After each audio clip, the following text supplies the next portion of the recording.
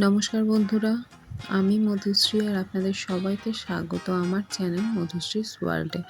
আজকে আমি আপনাদের সাথে শেয়ার করব একটা টিফিন রেসিপি। আপনারা সেটা বাচ্চাদের টিফিনেও দিতে পারেন। খুবই ঝটপট এই রেসিপিটা তৈরি হয়ে যায়। তাহলে চলুন শুরু করা যাক। এখানে আমি নিয়েছি এক বাটি পরিমাণ চিড়েটাকে 2-3 বার ভালো করে জল পাল্টে ধুয়ে নিতে হবে। নিয়ে পুরো জলটাকে ভালোভাবে ঝরিয়ে রেখে আপনারা 5 মিনিটের জন্য রেখে দেবেন। এরপরে আমি এখানে দিয়ে দিচ্ছি টক দই।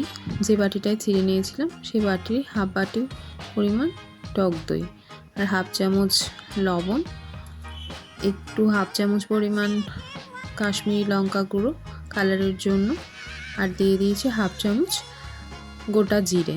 আপনারা এখানে ধনে পাতা, কারি পাতা অ্যাড করতে পারেন। আমার কাছে ছিল না জন্য আমি অ্যাড করিনি।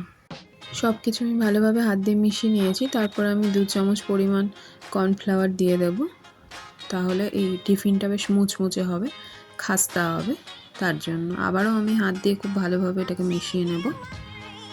সব কিছু ভালোভাবে মিশিয়ে নেওয়া হয়ে গেছে। এবার আমি হাতে একটু সামান্য তেল নিয়ে নেব, নিয়ে তারপর হাতের সাহায্যে শেপগুলো দেব।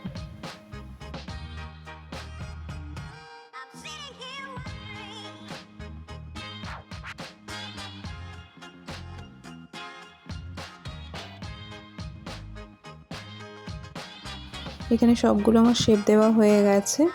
এবার গ্যাসে আমি কড়াই গরম করতে দিয়ে তার মধ্যে সাদা তেল দিয়ে দিয়েছি।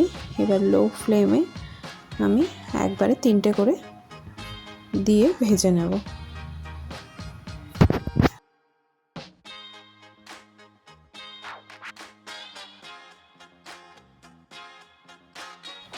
এপাশ ওপাশ কয়েকবার উল্টে ভেজে নিতে হবে। দেখুন এখানে কালারটা কি সুন্দর গোল্ডেন ব্রাউন এসেছে, ব্রাউনে ভাজা হয়ে গেছে। এবার আমি তুলে নিচ্ছি। আজকে টিফিন আমাদের রেডি। এটা আপনারা বাচ্চাদের স্কুলের টিফিন বক্সে অবশ্যই দিতে পারেন, আবার সন্ধ্যাবেলা স্ন্যাক্স হিসেবেও খেতে পারেন। গরম গরম সসের সাথে পরিবেশন করুন আজকের এই টিফিন রেসিপিটি। চলুন একটা ভেঙে আপনাদের দেখিয়ে দিই ভেতরটা কীরকম ভাজা হয়েছে। দেখুন সম্পূর্ণটাই খুব সুন্দর ভাজা হয়ে গেছে। আজকের এই টিফিন রেসিপিটি আপনাদের কেমন লাগলো অবশ্যই জানাবেন। যদি ভালো লেগে থাকে একটা লাইক করবেন, একটা কমেন্ট করবেন, একটা শেয়ার করবেন, আর আমার চ্যানেলটা সাবস্ক্রাইব করতে কিন্তু একদম ভুলবেন না। সবাই ভালো থাকবেন। টাটা।